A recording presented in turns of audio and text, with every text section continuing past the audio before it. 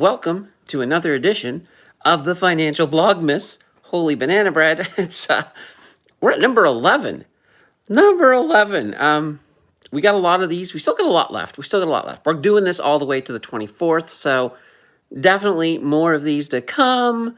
Welcome. This time around, we're going to talk about how to save some money over Christmas, or the frugal path. But here's the funny thing. I actually made a video on this topic in my first year. On the channel, and it's one of my worst performing videos to date. So that certainly says something. It says, "Let's do it again. Let's do it again." Um, we will, without a doubt, I can pretty much guarantee this. We will have more viewership of this. We'll probably double, triple what that old video did. So we're going to talk a little bit about saving money, how to basically get through the holidays without losing an arm and a leg. Although if you did lose an arm and a leg, you get some pretty nice parking spots. But we'll leave that be for now. So I have 10 tips here today on just things to make the holidays a little bit better when it comes to, whoops, I kicked the stand again. When it comes to the holidays. And in addition to that, those of you who are here, feel free to throw in your tips, your 2 cents about the holidays and how you get by without spending all of the money. So that's not a bad thing. Obviously, at number 10, I think this is the most obvious tip that we should have when it comes to the holidays. Create a holiday budget. So you want to get that budget in place. Know exactly how much you're going to expend. Now, I usually say, figure out when you're breaking down a holiday budget, have a it's almost like the black swan of Christmas. Have a little section in your budget for unanticipated stuff, because with the holidays, sometimes you just never know what's going to pop up. And if you've already got some money set aside for that, it's not going to be a surprise. It's not going to all of a sudden break your budget. So to me, that's a really good thing to do. Also, when it comes to your budget, make it long term. Don't sort of say, okay, it's December, I'm going to make my holiday budget. If anything, in January, you should be saying, okay, it's time to make my holiday budget for 2025. And one of the nice things about that is you can put money aside, right? And because we're investors, who's to say you don't pick a cash ETF that you're going to use as your holiday budget, and then you have your holiday budget making money through the year? Maybe that extra money can go towards those unintended financial, whoops. All right, I'm going to get seriously, I'm going to have to crazy glue my feet to the floor so they stay away from the pole. But so anyway, that's number 10. Create that budget, stick to it, have some flexibility, but nonetheless, if you go in with a budget, you know what you're going to spend. And that budget should be all encompassing, not just your gifts, but that should be everything from including the food, you name it. And if you are putting a little bit of money away through the year, that's one of the best ways to not have that big financial shock when you get to December. Because so many people do it. And that's where you hear these people who completely run up their credit cards, pile away all that holiday debt. Well, you guys don't need to be piling away holiday debt, because you can do it much smarter for sure. All right, number 9. Let's talk a tiny bit about gifts. Some people, I'm not saying you guys, but some people equate gifts to how much they cost. And I'll admit, I fell into that trap. Kind of a funny story. When I was a kid, I was notoriously known for forgetting to remove the price tags off of items that I was giving for Christmas. Well, truth be told, I didn't forget to remove the price tags. I removed the sale price tags and left the regular price tags on, so people thought I spent more. It's terrible. I look back. I want to go back and scold little me and say, "Hey, don't do that. That's bad." But that's that whole thing. It's like, how much did you spend? How much is this worth? So get out of that, how much you spent being a measure of how good a gift is. And actually think about the person you're gifting, right? Be more thoughtful than expensive. Because you can buy somebody an expensive gift and maybe they don't like it. Whereas if you actually take the time to be thoughtful, whatever you give them is probably, and no matter how cheap it is, it's still probably going to be much more cherished down the road than that expensive gift that you gave just for the sake of being expensive. And, this is another way, going back to that budget at number 10, this is another way that you can try to hone in that budget a little bit too, because, you're gifting from the heart, not from the wallet. So that's kind of a fun thing. Now, another fun thing. Now, a lot of people do this at work, at their workplace. They do the old Secret Santa. So this is number 8. Gift exchanges are really, really cool, especially when they're secret ones. So that way there, you can set a limit, and everybody has to get creative with that. Nobody really knows who's getting what. So that helps it helps take away that expensive label from number 9. Because let's say you set, like if it's, let's say with your family, you set up a gift exchange, maybe the limit, and you don't even have to go high. That's the beautiful thing. It's kind of like lowest common denominator.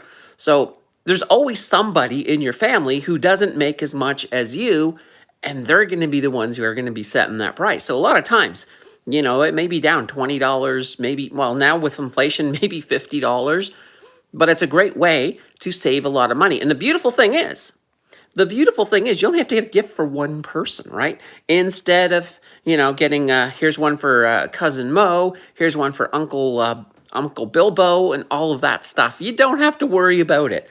Just the one gift, a great way to save some money. And they're insanely fun. Especially trying to figure out who got whom. That's always fun too. Fun little story. So back when I used to work at Uniserve, an internet company, we had a Secret Santa there one year. And by the time the gifts were ready to be passed out, I had figured out who got every single person. I was just relentless because, sometimes it's hard to not want to dig in.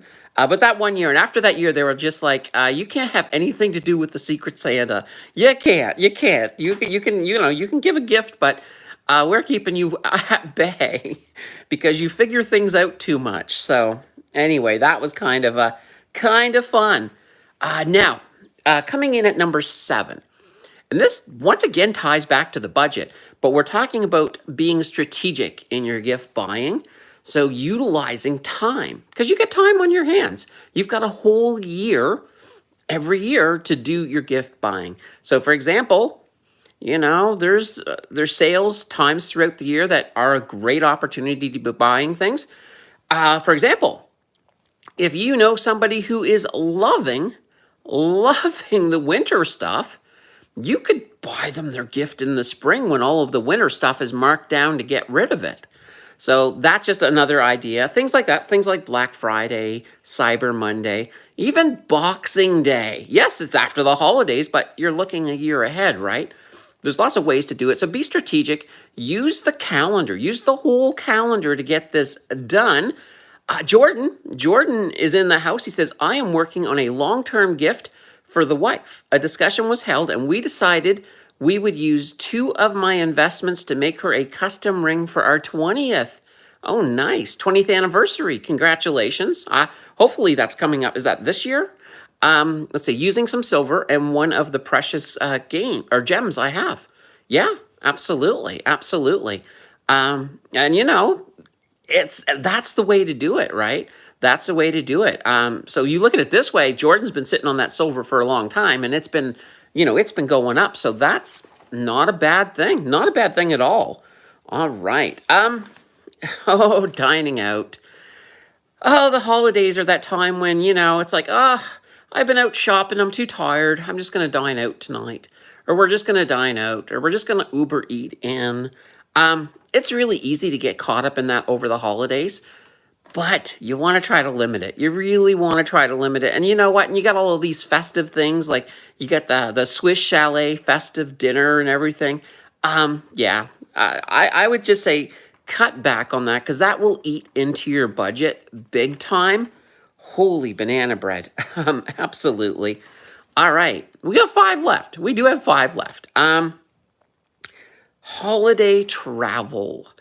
That is another one that eats up a lot of money. So the good old road trip, or actually, believe it or not, a road trip is probably not as bad as flying somewhere if you do have to travel. So if you're going to go visit family for Christmas, one big rule: don't be looking for deals in December. You want to have booked nice and early, because then you can get the better prices on your flights by pre-booking as early as possible. That will definitely give you a better option. The other thing is, if you're going visiting and you got family in that territory or that city, I should say city opposed to territory, but hey, maybe they're up in Nunavut. I don't know. But if you got family there, try to stay with family. Try to avoid the hassle of hotels, all of that fun stuff, because everything is marked up around the holidays. That's when a lot of people are making their money. And quite honestly, I would rather you keep that money in your pocket opposed to some, hotel person taking it, or the extra fares because you had to book last minute at the airline. Yeah, keep that money. Keep it for yourself. AA says, my trip is only between Montreal and Ottawa, not a big travel guy. And that's perfect, because you can drive that. So any time, like for example, if you're going from from Ottawa to Montreal, or Montreal to Ottawa, that's very drivable. It's not that long of a drive. So, don't fly. Don't fly in those situations. Just drive. And plus, it'll probably be a good trip.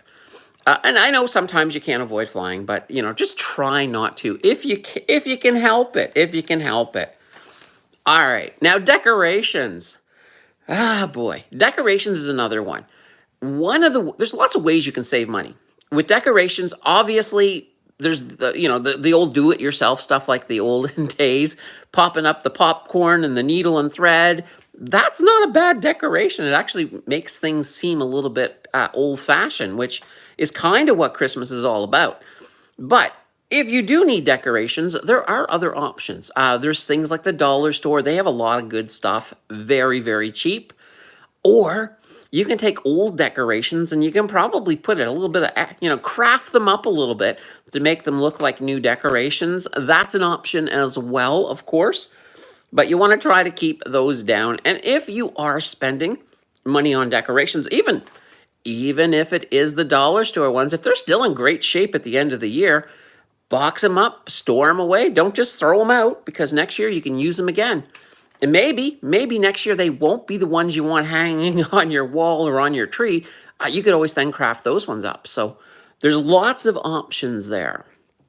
Now, another big money sink over Christmas is wrapping paper.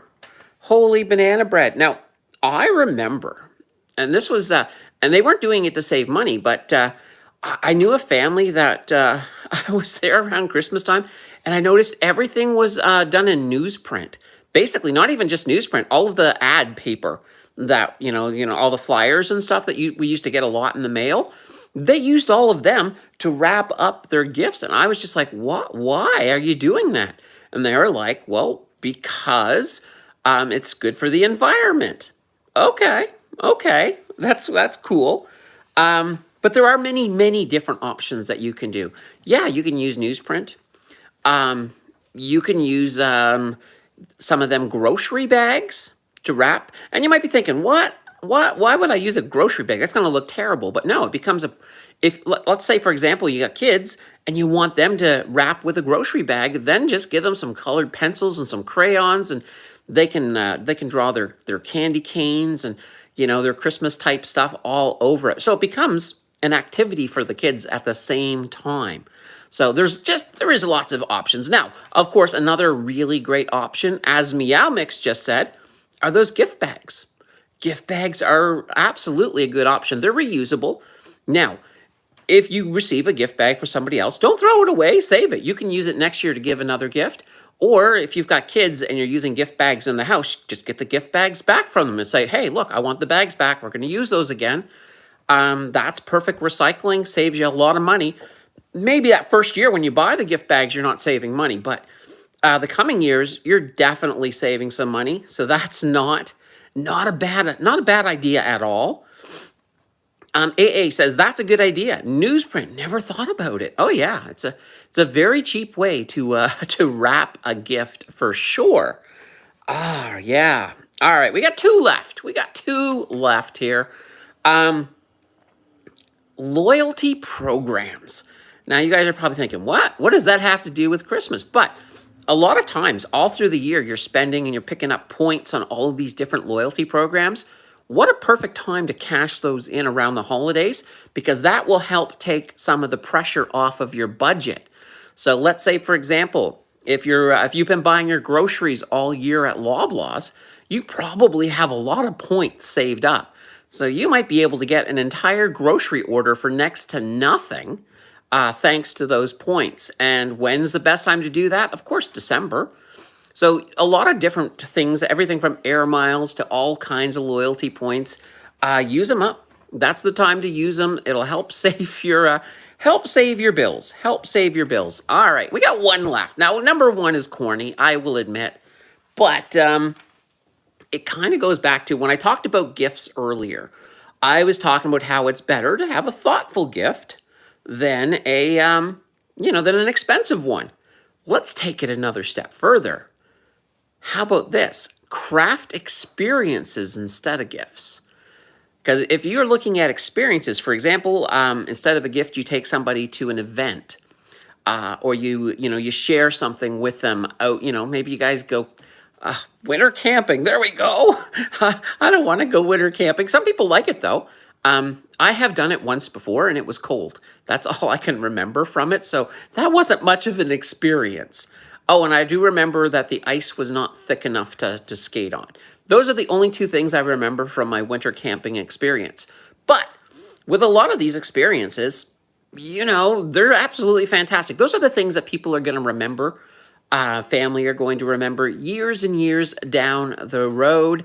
So sometimes that's the perfect way to plan your holidays. A few small gifts, maybe a nice family experience that everybody can remember. So anyway, guys, those were some ideas. I am sure that you guys probably have a whole bunch of ideas. I think this is limitless. I think this is a topic that you could go on and on about forever if you really needed to. So anyway, I hope some of these resonate with you guys. We are going to be back again today. We have a market close, 3:45 p.m. Eastern, basically 15 minutes before the market closes. We'll be back. We'll talk about a lot of the financial stuff. For example, Bank of Canada, they've been up to it again today. We'll talk about that. We'll talk about the dollar. We'll talk about US inflation, and we'll talk about the market real time. So guys, anyway, thank you for showing up once again. We'll also be back here again tomorrow for another one of these. This one we're actually finishing exactly when I sort of planned. I planned these to be 15 to 20 minutes. This one we're actually finishing before 20, so that's fantastic. All right, guys, we will see you this afternoon at the market clues. Until then, take care. Enjoy the rest of your day.